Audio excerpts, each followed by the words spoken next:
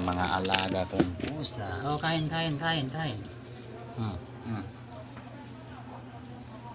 Nadaanan ko lang mga to. Napulot ko lang sa kalye, kaya inampon ko na sila. Oh, lumamon kayo.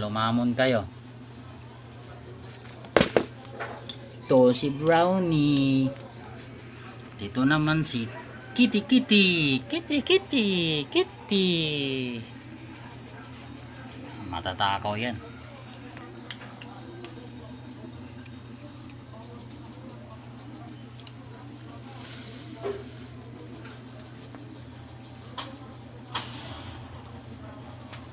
Ito, hindi pa to nakakakita nung napulot ko sa kalsada.